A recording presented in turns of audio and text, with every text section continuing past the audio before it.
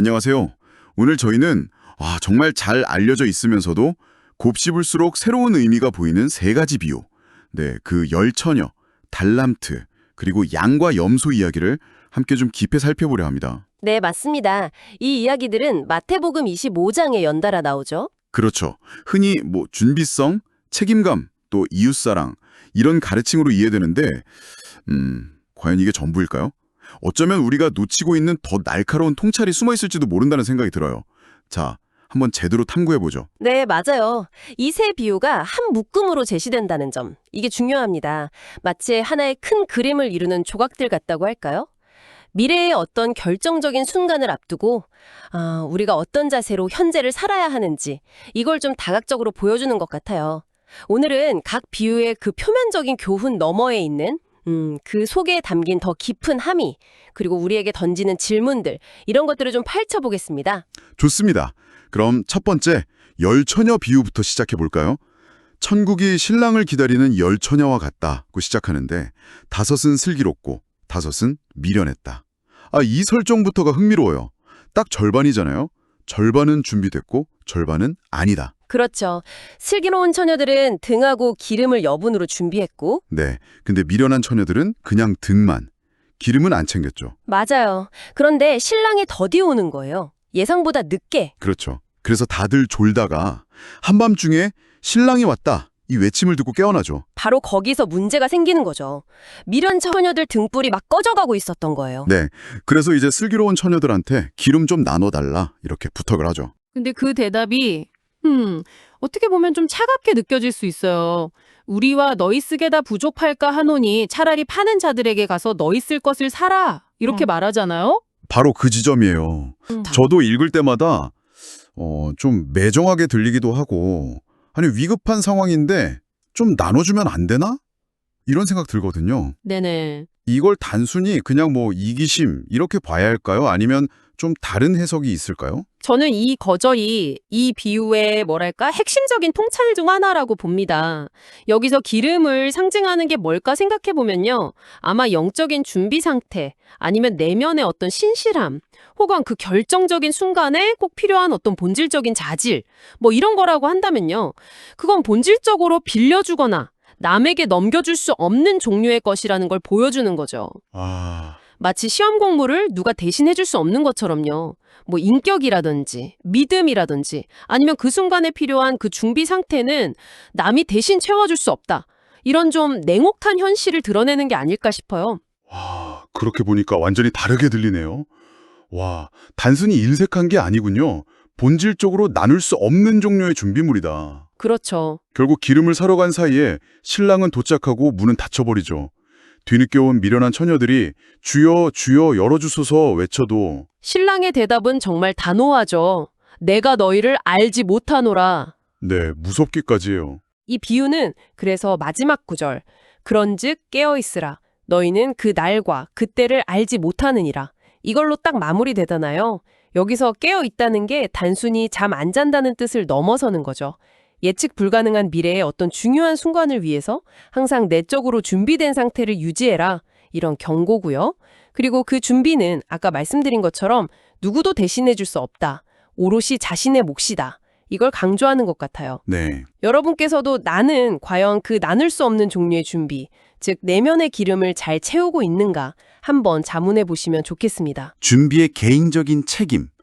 정말 중요한 포인트네요. 자, 그럼 두 번째 비유, 달란트 이야기로 넘어가 보죠. 이것도 진짜 유명한 이야기잖아요. 네, 그렇죠. 타국으로 떠나는 주인이 종들에게 재산, 달란트를 맡기는 이야기. 능력에 따라서 5, 2, 1 이렇게 맡겼다고 하고요. 네, 각자 다르게 받았죠. 5달란트랑 2달란트 받은 종들은 바로 가서 그걸로 장사를 해서 이익을 남겼어요. 딱 2배로 늘렸죠. 아주 적극적으로 활용했네요. 네. 그런데 1달란트 받은 종은 주인이 두려워서 그걸 그냥 땅에 묻어두었다고 해요. 저는 근데 솔직히 이 종의 마음이 약간 이해가 가기도 하거든요. 그러세요? 어떤 면에서요? 원금이라도 보존해야 한다. 이런 압박감, 아니면 실패하면 어떡하지? 이런 두려움.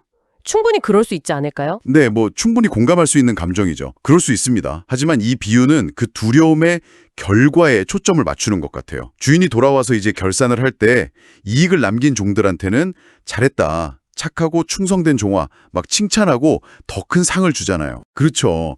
더 많은 걸 맡기겠다. 내 즐거움에 참여해라. 이렇게요. 그런데 한 달란트를 묻어뒀던 종에게는 상황이 완전 달라지죠. 맞아요. 그 종이 와서 변명을 늘어놓습니다.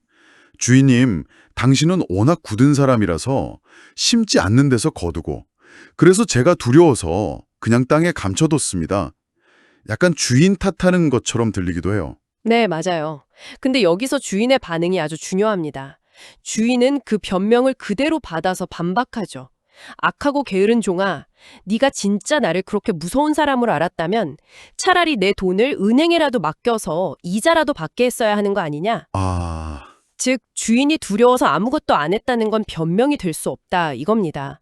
오히려 그 두려움 때문에 정말 최소한의 노력, 그러니까 여기서 말하는 추리하는 자들, 뭐 은행 같은 데 맡기는 그 최소한의 노력조차 하지 않은 게으름을 질책하는 거죠. 그렇군요. 그러니까 두려움 그 자체가 문제라기보다는 그 두려움 때문에 그냥 아무것도 안 하고 가능성을 묻어버린 그 행동, 그게 문제다. 정확합니다. 단순히 돈을 못 불렸다는 결과만이 아니라 그 과정에서의 태도, 선택, 이걸 지적하는 거네요. 와. 네. 그래서 이 비유는 우리에게 주어진 달란트 있잖아요. 그게 뭐 재능이든 기회든 자원이든 그걸 우리가 어떻게 활용하고 있는지 묻는 거죠. 실패할까봐 두려워서 아니면 뭐 남들이 비난할까봐 혹은 그냥 귀찮아서 혹시 잠재력을 썩히고 있지는 않은지 돌아보라는 겁니다. 네. 그리고 여기서 또 흥미로운 점은 주인이 마지막에 없는 자는 그 있는 것까지 빼앗기리라 이렇게 말한다는 거예요. 아, 맞아요. 그 부분도 좀 충격적이죠. 네, 사용하지 않는 능력이나 기회는 결국 사라지거나 의미를 잃게 된다. 어찌 보면 세상의 좀 냉정한 법칙을 반영하는 것 같기도 하고요. 정말 생각할 거리를 많이 던져주는 비유입니다. 여러분께서도 아마 자신에게 주어진 달란트가 뭐고 혹시 그걸 땅에 묻어두고 있진 않은지 돌아보게 될 것 같아요. 네, 그럴 수 있겠네요. 자, 이제 마지막 비유를 가보겠습니다. 양과 염소 이야기인데요. 이 비유는 앞에 두 이야기와는 또 다른 충격을 줍니다. 그쵸? 좀 더 직접적이죠. 네, 심판의 기준이 아주 구체적인 행동에 맞춰져 있다는 점 때문인 것 같아요. 인자가 영광 중에 와서 모든 민족을 양과 염소로 나눈다. 이렇게 시작하죠. 네, 목자가 양과 염소를 나누듯이요. 오른편의 양들에게는 창세로부터 너희를 위하여 예비된 나라를 상속받으라고 말하면서 그 이유를 설명해요. 내가 줄일 때 먹을 것을 주었고 목마를 때 마시게 했고 나그네 되었을 때 영접했고 뭐 등등. 네, 아주 구체적인 행동들이죠. 근데 진짜 신기한 건 이 양들, 그러니까 의인들은 자기들이 언제 그렇게 했는지 기억을 못해요. 맞아요. 주님, 저희가 언제 주님께서 줄이신 것을 보고 음식을 드렸으며 이렇게 되묻잖아요. 네, 주여 우리가 어느 때 그렇게 하였나이까. 이게 참 신기해요. 왜 기억을 못할까요? 바로 그 점이 이 비유의 아주 강력한 메시지 중 하나라고 생각합니다. 임금의 대답이 뭐였죠? 여기 내 형제 중에 지극히 작은 자 하나에게 한 것이 곧 내게 한 것이니라 이거잖아요. 네, 그러니까 최종 평가의 기준이 무슨 거창한 종교적인 행위나 뭐 심오한 신학적 지식 이런 게 아니라는 거예요. 오히려 일상 속에서 만나는 가장 보잘것없고 도움이 필요한 사람들, 그들에게 정말 무심코 베푼 아주 구체적이고 실질적인 자비와 연민의 행동? 그것이 기준이라는 거죠. 와, 그리고 더 놀라운 건 그 행동을 한 당사자들은 자기가 한 일이 그렇게 중요한 의미를 갖는지조차 인식하지 못했다는 점이에요. 그건 정말 중요한 포인트네요. 뭐랄까, 의식적인 선행, 내가 지금 착한 일 한다, 이런 마음이 아니라 거의 본능적이거나 습관적인 친절, 자비, 이게 더 중요하게 여겨진다는 걸까요? 그렇게 해석할 여지가 충분히 있죠. 반대로 왼편의 염소들, 그들에게는 저주를 받은 자들아 나를 떠나 마귀와 그 사자들을 위하여 예비된 영원한 불에 들어가라 이렇게 선언하잖아요. 네, 무시무시하죠. 그 이유 역시 양들이 했던 그 선한 행동들을 이들은 하지 않았기 때문이죠. 아, 하지 않음. 네, 줄일 때 먹을 거 주지 않았고 목마를 때 마시게 하지 않았고 등등. 이들도 똑같이 항변해요. 아니 주님, 저희가 언제 주님께서 그런 어려움에 처하신 걸 보고도 돌보지 않았다는 말입니까? 네, 이들도 기억 못하죠. 그렇죠. 여기서 주목할 건 바로 그 하지 않음, 영어로는 오미션이라고 하죠. 그 부작위의 책임이에요. 적극적으로 악을 행하지 않았더라도 마땅히 해야 할 선을 행하지 않은 것, 즉 도움이 필요한 이웃을 그냥 외면한 것, 그것이 심판의 근거가 된다는 점입니다. 와, 임금은 여기서도 똑같이 말하죠. 이 지극히 작은 자 하나에게 하지 아니한 것이 곧 내게 하지 아니한 것이니라. 이웃에 대한 무관심이 곧 자신에 대한 거부와 똑같다. 이렇게 분명히 하는 거예요. 이건 정말 무서운 경고 같아요. 그렇네요. 우리가 일상에서 그냥 무심코 지나치는 수많은 하지 않음의 순간들이 있을 텐데, 그게 그렇게 중요할 수 있다니. 네, 생각해 볼 문제입니다. 듣고 보니 세 비유가 정말 긴밀하게 연결되어 있다는 생각이 확 듭니다. 열처녀 비유는 깨어 준비하는 내적 상태의 중요성, 네, 그 내면의 기름. 달란트 비유는 주어진 것을 책임감 있게 사용해서 가치를 창조하는 행동의 중요성, 그렇죠? 두려움을 넘어서는 책임감. 그리고 마지막 양과 염소 비유는 그 모든 준비와 책임감의 궁극적인 발현이 결국 지극히 작은 자를 향한 구체적인 사랑의 실천에 있다. 이걸 보여주는 것 같아요. 와, 네, 정확하게 보셨습니다. 종합해 보면 이 비유들은 미래의 심판에 대해서 막연한 두려움을 주려고 한다기보다는요. 지금 여기에서 우리가 어떻게 살아야 하는지에 대한 아주 실제적인 지침을 제공하는 거죠. 네, 현재의 삶에 대한 이야기군요. 그렇죠.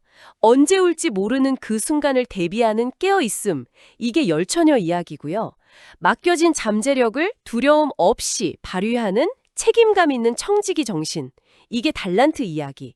그리고 그 모든 것의 열매가 되어야 할 이웃을 향한 구체적인 긍휼과 자비.